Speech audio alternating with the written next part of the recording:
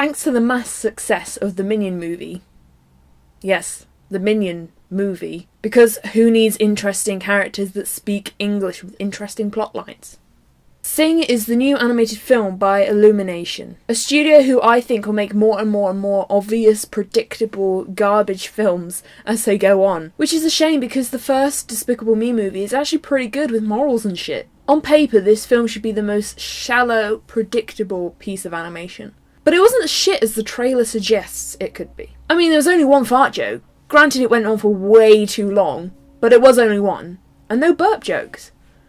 That's got to be something. The film goes like this. Spoilers, by the way. This koala guy owns a theatre given to him by his father. Blah blah blah, backstory, emotional, bleh. Boom, main character. There it is. Koala has an office with this weird old lizard lady? Is she a lizard? I think she's supposed to be a lizard. She has the running joke of her eye popping out and then it being lost in random lol places. Because that's definitely how physics works, yeah. Has anyone seen my glass eye? Koala has no money, because nobody goes to the theatre unless they're a 4-year-old dragged by their parents, or a middle-class 45 to 50-year-old. Then he has the most predictable idea of doing a singing competition. A singing competition? Who wants to see another one of those? Luckily everyone in this town, is it a town? Seems to be a pop star from 2010. Who can sing amazingly. So amazingly, in fact, that they can naturally put on auto-tune to their own voice. Now that's talent. Could you ever be really close to me? So Koala's in debt. Do kids even know what debt means? Was that supposed to be one for the adults? Because it wasn't funny. It's a serious issue, man. Rich goat teenager or 25-year-old, can't really tell. Can't bail him out. Even though he sits on his ass all day, playing video games with a massive pool outside, in this mansion. So it's not like he's even spending it. I'm not salty that I'm shit-ass poor. Gorilla Kid that you might recognise from the trailer, his dad's in a gang. Pretty obvious. And Gorilla Kid's the lookout because he's a child, I think. But he just loves to sing. So he's the main character now? I'm not quite sure. I don't know. For the next heist, he's a driver, even though he seems to be an angsty teen. But it's a children's film, so fuck it. But that's basically just used to give him a purpose and responsibility so he can fuck it up later. But he is a criminal, so I don't know, let's just move on. I'm thinking about it too much. Pig Lady is a bad parent who constantly abandons her children because she just loves to sing. What good parenting? Do you see the pattern yet? I wonder what it is. She obviously has to work with the obvious comic relief character, obviously, who's a Russian pig? Who dances. Yep. This is what they went for. Original joke, lads. Well done. Done. This guy sort of reminds me of me at the end of a house party towards the end, once I've got over my crippling anxiety. I'm so relatable, I know. Oh, yes, I'm fine, thank you. How are you? So for a bit, Pig Lady is the main character? But not really. A moody hedgehog is a Tumblr Fall Out Boy fan, who's held back by her dickhead of a boyfriend, and is pushed to be the background vocalist. But she really, and I mean really, loves to sing. Is this getting repetitive yet? Oh, I can go all day. He cheats on her, she's determined, just another character, whatever, move on. A shy elephant is shy. She runs away and later comes back to steal the show. Voiced by Tori Kelly, so well done internet, I think. She may or may not be the main character now, who knows, who cares, I don't. She also loves to sing. Believe in yourself, blah blah blah. Just a knobhead of a mouse. Thinks he's great, steals everything, and ogles at lady mice. He keeps getting chased by these 3 bears for some reason. They caught the mouse stealing and cheating at poker, so basically you run off with all their money. Here's how you cheat, kids. And he spent all their money because, again, he's a knobhead of a mouse. They've basically scattered about 17 of these same old chase scenes where the mouse just gets away, and then one point, randomly, the woman saves the day because forward thinking 2017. Well, this came out 2016. I watched it in 2017. I don't know what I'm saying. I'm running out of breath. At one point, the film shows one of these many chases over the big moment where the elephant sings, and it's very, very jarring and distracting to watch. So is he the main character now?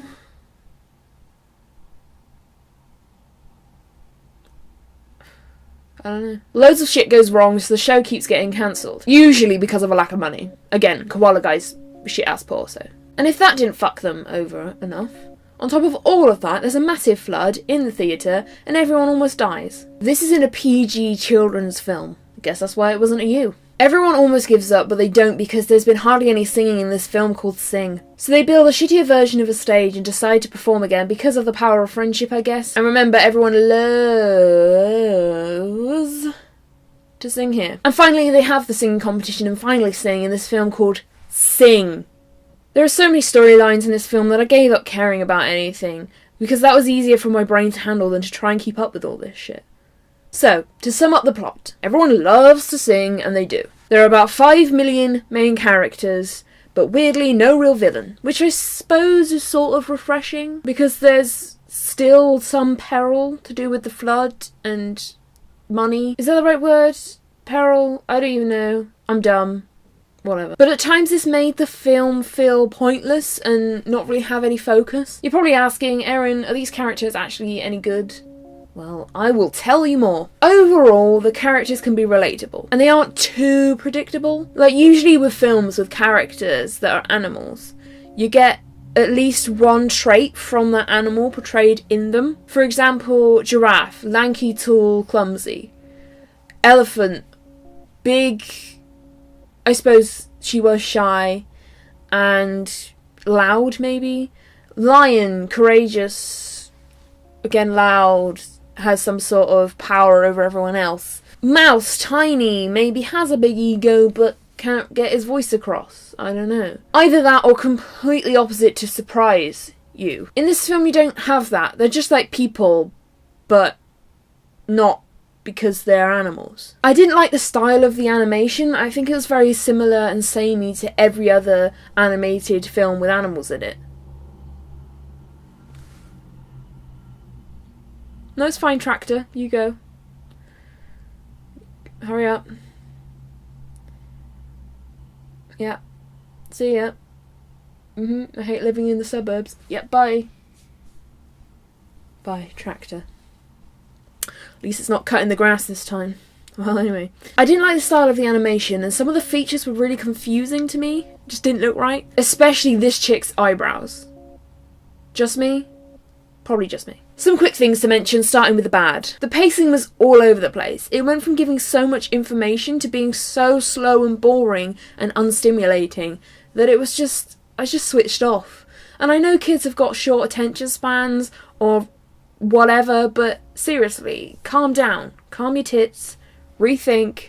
Stop being so quick with the information. I thought I was in a fever dream for a bit. Some of it seemed like pointless filler, even though this film's trying to do 1,000 storylines, so it doesn't really need it. I'd much rather they took more time in them singing, or even in the storylines sometimes it got that bad that they, instead of just chopping and changing and then being really slow and fillery, it's just sort it out. Another thing, even though this film isn't particularly predictable, it's also not particularly creative. There are also no standout shots or moments that stick into my mind, which I like about films, because usually you remember a particular scene, maybe even just one little shot where they zoomed in and it was nice. They didn't even try to be creative with the type of shots that they used.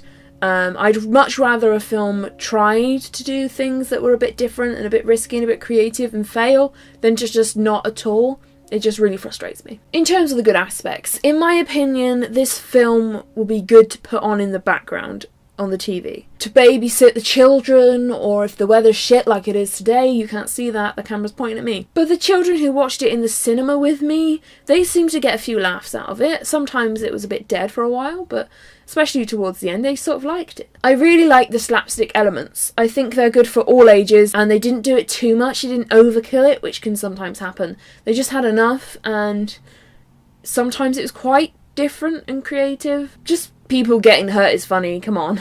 The songs they chose to use were pretty good. They weren't just all from the past 2 years, which it could have easily been. But it was surprisingly varied. A lot of ages could sing along to these, and the majority of them at least understand them a bit and are a bit interested in these songs, no matter what their ages. Even grandparents are like, oh, I know this, call me maybe one. In terms of whether this movie was a success or not for its target audience, which arguably isn't at all me. I think many filmmakers these days don't fully understand the full capability of children's minds. They can actually have taste and they won't put up with any old shit that you throw at them. Children aren't just babbling messes, usually. They have opinions on what they find funny and what they don't find funny. Anyway, to conclude, overall the film was very, very, very forgettable. Mostly because it took way too long to get going and for them to actually sing. And I didn't really feel any attachment to the characters, probably because there were so many and their stories were so quickly told and conveyed. With loads of information just hit me in the face. It was so forgettable, in fact, that I remember more the conversation that me and Daniela had before the trailers about how underrated mango is as a fruit. That was more memorable than this movie. So please don't pay to see this. Go buy yourself lunch instead. But now, ladies and gentlemen, we have Sing 2 to look forward to in 2020. Wow, the Minions movie made more money than we thought. Help me. If you've seen this film at all, please let me know down below if you agree or disagree, what your opinions are. I really want to know them. I find it interesting to get to know everyone's opinions and to see if someone interpreted it different. But if you liked it, push all the buttons, you know what to do, and I'll see you later. Goodbye.